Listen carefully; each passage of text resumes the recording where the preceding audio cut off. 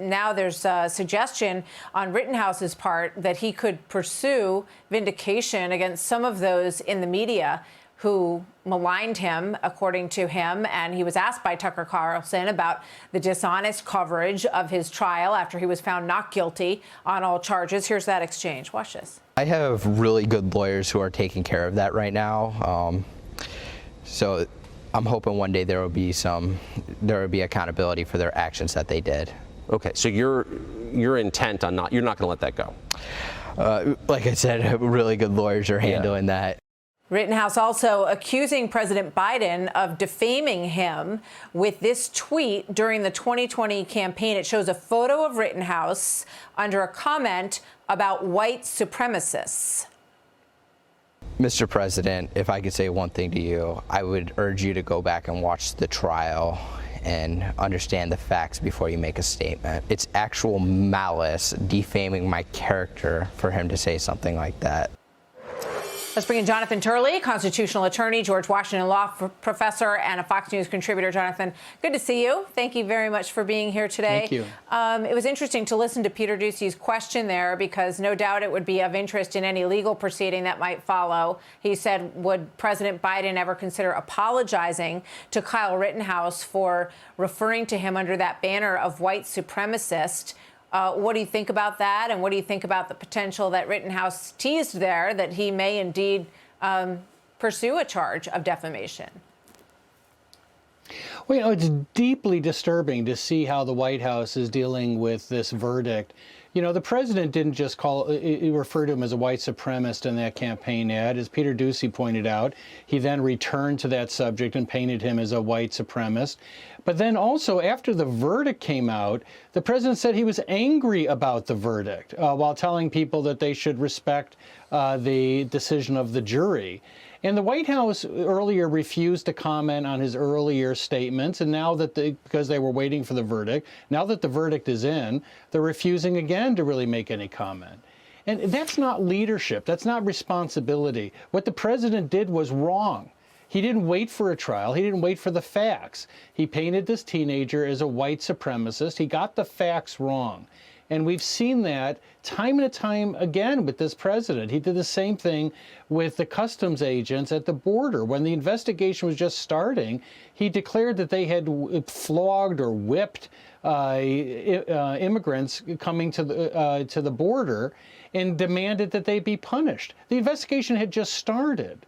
And yet this pattern is really going without much discussion in the media, and it's harming people. It did harm Rittenhouse to have a future president, now a current president, saying that he's angry that he was not convicted and sent to jail for life.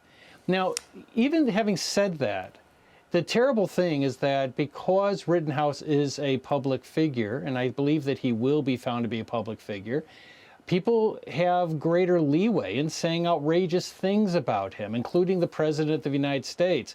The fact that he referred to actual malice was no accident.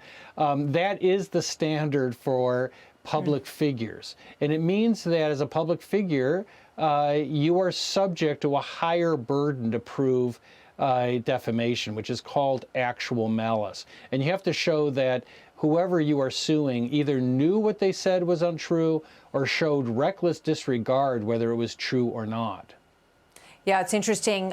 He said that he has good lawyers who are working on this, and no doubt those phrases are instrumental that you just mentioned, that he said he was defamed and that it was through actual malice. I just also remember hearing his mom talk about the fact that my son was defamed by the President of the United States. So we'll see if they're warming up to some kind of legal suit. There's also the question of the media's actions in this, and we've seen in this kind of case before, or similar situations, where there have been some pretty hefty settlements on the part of media organizations in these kind of charges. Here's Whoopi Goldberg.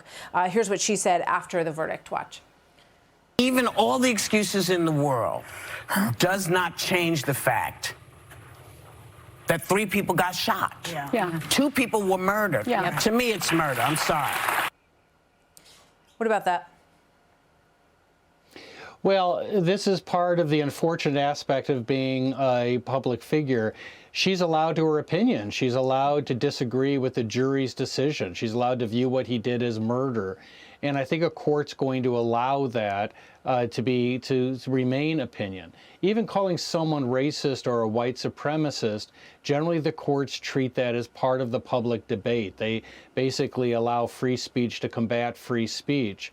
It is a huge cost, particularly to a teenager like Kyle Rittenhouse, who just proved his innocence before a jury in Wisconsin.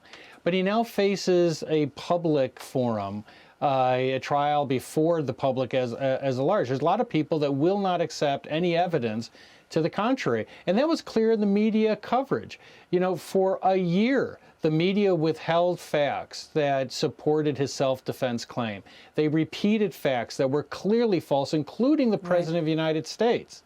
And people were shocked when they watched that trial and found out the real case is vastly different than how it was covered. Yeah, I would just point out, as we finish up here, a piece by Jerry Baker, which talks about what we've lost in society: presumption of innocence, due process, trial by jury, proof of guilt beyond reasonable doubt. That all of these are elements, really, that you want to hear from the very top leaders of the country, that this is what is most important as we approach these sort of situations, and not to condemn people before they've even had a trial. Jonathan, thank you very much. Got to go. Happy Thanksgiving to you. Thank you, Martha. Good to see you. Hi, everyone. I'm Brian Kilmeade. I want you to do me a favor. I want you to click to subscribe to the Fox News YouTube page. This is the only way that I know for sure that you're not going to miss any great commentary, any great news bites, any great interviews coming your way on Fox. You can get it all here on YouTube. So subscribe right now.